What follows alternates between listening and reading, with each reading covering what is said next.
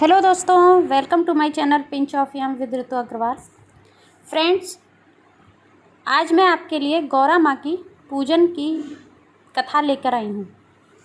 दोस्तों, जैसा कि आपको पता है कि गणगौर पूजा चैत्र माह की शुक्ल पक्ष तृतीया पर मनाई जाती है। यह पूजा अटल सौभाग्य के लिए की जाती है, इसीलिए इसे सौभाग्य तीज भी कहा जाता है। अब की बार 2021 में तृतीया तिथि 14 अप्रैल को दोपहर के 12:47 पर प्रारंभ होकर 15 अप्रैल को दोपहर के 3:27 पर समाप्त हो जाएगी। गौरी पूजन का यह त्यौहार भारत के सभी प्रांतों में धूमधाम से मनाया जाता है।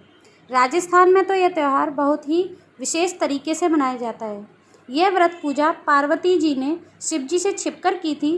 यही कारण है कि केवल महिलाएं ही इस व्रत में सभी कार्य करती हैं। पुरुषों को तो इसका प्रसाद तक नहीं दिया जाता है।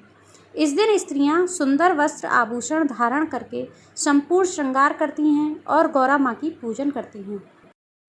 पूजन के समय गौरी माँ पर चूड़ी, महावर, सिंदूर चढ़ाने का विशेष फल है। चंदन, अक्षत, धूप, दीप, नैवेद्य से पूजन करने, सुहाग सामग्री चढ़ाने तथा भोग लगाने का नियम है। यह व्रत रखने वाली स्त्रियों को गौर पर चढ़े सिंदूर को अपनी मांग में जरूर लगाना चाहिए और गौरी माँ पर मेहंदी चढ़ाकर अपने हाथों पर भी जरूर लगाएं। अब मैं आपको गणगौर माता की कहानी सुनाती हूँ। एक समय महादेव जी नारद जी के साथ देश भ्रमण को निकले। साथ में पार्वती जी भी थीं। चलते चलते तीनों एक गांव में पहुँचे। उस दिन चैत्र शुक्ला तृतीया थी। गांव वालों ने जब सुना कि भगवान शिव जी पार्वती जी सहित यहाँ पधारे हैं, तब कुलीन स्त्रियाँ उनके पूजन के लिए सुंदर सुंदर और स्वादिष्ट भोजन बनाने लग गईं। इसी तैयारी में उन्हें देर हो गई, किंतु निम्न वर्ग की स्त्रियां जैसी बैठी थीं वैसे ही थालियों में हल्दी चावल रखकर दौड़ी हुई शिवजी और पार्वती जी के पास पहुंच गईं। पार्वती जी ने उनकी पूजा स्वीकार करके उनके ऊपर तमाम सुहागरस छिड़क दिया। वे अटल सौभाग्य प्राप्त कर लौट आईं। इसके बाद उच्च कुल की नारियां 16 श्रृंगार और आभूषणों से सजी हुई अनेक प्रकार के पकवान और पूजा की सामग्रियां सोने चांदी के थालों में सजाकर पूजन के लिए लाईं। उन्हें देखकर शिवजी ने कहा, हे पार्वती, तुमने तमाम सुहागरस तो साधारण स्त्रियों में बांट दिया, अब इन्हें क्या दोगी? पार्वती जी ने उत्तर दिया, प्रभु आप इसकी चिंता न करें। उन्हें सिर्फ ऊपरी पदार्थों से बना रस दिया गया है, इसलिए उनका सुहाग धोती से रहेगा, परंतु मैं इनको उंगली चीरकर अपने रक्त का सुहाग रस दूंगी। जिसकी मांग में यह सुहाग रस पड़ेगा वह मेरे समान ही तन मन से सौभाग्यवती होगी। जब स्त्रियां पूजन कर चुकी तब पार्वती जी ने अपनी उंगली चीरकर उन पर छिड़की। जिस पर जैसे छींटे पड़े उसने वैसा ही सुहाग पाया। इसके बाद पार्वती जी ने शिवजी की आज्ञा से नदी तट पर जाकर स्नान किया। फिर बालू के महादेव बनाकर वह उनका पूजन करने लगी। पूजन के बाद बालू के पकवान बनाकर शिवजी को भोग लगाया और इसके बाद प्रदक्षिणा की और नदी के किनारे की मिट्टी का टीका माथे पर लगाकर 2 कण बालू का प्रसाद पाया और शिवजी के पास लौट आईं। इस सब पूजन आदि में पार्वती जी को नदी के किनारे बहुत देर हो गई थी।